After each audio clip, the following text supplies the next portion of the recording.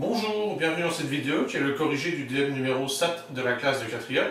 Alors ce DM était constitué de deux exercices. Le premier portait sur des probabilités. Alors on expliquait qu'avec des jetons de Scrabble, on écrivait notre nom de famille, puis on plaçait ces jetons dans un sac opaque, on mélangeait, et on tirait au hasard un jeton dans le sac. Et on demandait donc la probabilité que le jeton obtenu soit une lettre qui figure dans notre prénom. Le deuxième exercice, c'est un exercice plus classique sur les pourcentages. On appliquait donc deux réductions successives et on demandait à la fin donc de calculer quel était le pourcentage de réduction global. Alors pour le premier exercice, donc la réponse était différente pour chacun d'entre vous. Donc pour la correction, on va utiliser le nom d'un mathématicien célèbre, en l'occurrence Blaise Pascal. Donc on place les jetons qui constituent le nom de famille, donc Pascal, dans un sac. Dans ce sac, on va donc placer les jetons P, A, S, C, A et L. Et ensuite, donc, on tire un jeton au hasard dans ce sac et on s'intéresse à la probabilité que la lettre qu'on obtient soit une lettre qui appartienne donc au prénom de la personne considérée. Donc ici, fasse partie du prénom Blaise. On va donc regarder tous les cas de figure qui peuvent se produire. Si on tire le jeton P donc ne sera pas une lettre faisant partie du prénom. Si on tire le jeton A, c'est une lettre qui figure dans le prénom Blaise. Si on tire le jeton S, c'est aussi une lettre qui figure dans le prénom Blaise. Si on tire le jeton C, ça ne figure pas dans ce prénom. Si on tire le jeton A, ça figure dans le prénom.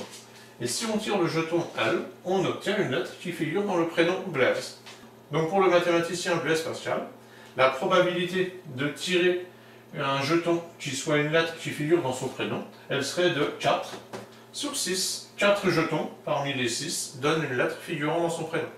Donc le raisonnement que j'attendais, c'était exactement le même avec les jetons qui constituaient votre nom de famille et donc en comparant ces jetons avec les lettres de votre prénom. Exercice numéro 2 maintenant, donc on s'intéressait à une cliente qui achète une paire de baskets qui vaut 129 € en temps normal et pour laquelle on a une première remise qui est de 60%. Et on demandait donc quel serait le prix de ces baskets après cette première remise. Donc on doit calculer 60% de 129, donc pour calculer 60% de 129, on multiplie 129 par 60 et on divise par 100. Quand on fait ce calcul, on trouve que la réduction accordée, c'est donc 60 fois 129 divisé par 100, ce qui fait 77,4, ce qui veut dire qu'on a une réduction de 77,40 €. On n'a pas terminé l'exercice pour autant, il faut bien calculer le prix qu'on va payer les chaussures, donc calculer 129 moins 77,4. On calcule donc 129 moins 77,4, on obtient 51,6. Ça signifie donc qu'après la première remise, les baskets seraient vendues 51,60 €. On expliquait ensuite que quand on passe à la caisse, comme c'est la fin des soldes, on a droit à une deuxième remise de 20% sur le prix déjà soldé. C'est-à-dire que sur les 51,60 €, on va bénéficier d'une nouvelle réduction de 20%. On va donc à nouveau calculer la réduction accordée. Ce sera donc 20% de 51,60 € et on fera la soustraction, même raisonnement que celui qu'on a fait ici, pour trouver le prix finalement payé après les deux remises. Donc la deuxième réduction, son montant s'élève à 20 fois 51,60 divisé par 100, ce qui fait 10,32 €. Et quand on retire ces 10,32 € aux 51,60 €, on trouve que le prix final qui est payé pour les baskets est de 41,28 €. Les baskets coûtaient donc 129 € au départ, et après ces deux réductions, on les paye donc 41,28 €. Et la deuxième question, elle consiste donc à calculer le pourcentage de réduction pour passer des 129 € aux 41,28 €. Alors généralement, appliquer des taux de pourcentage, calculer 60% de 129, calculer 20% de 51,60 €, ça pose pas de souci. Là où c'est un petit peu plus compliqué, c'est pour calculer, quand on connaît le prix de départ et le prix d'arrivée, ce qui pose un petit peu plus de problème, c'est de calculer donc le pourcentage de réduction entre ces deux prix.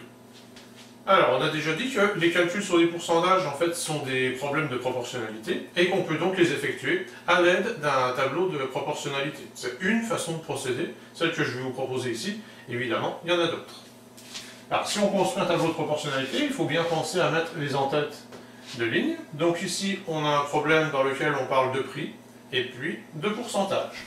Ce qu'on sait, c'est qu'au départ, les baskets coûtaient 129 euros,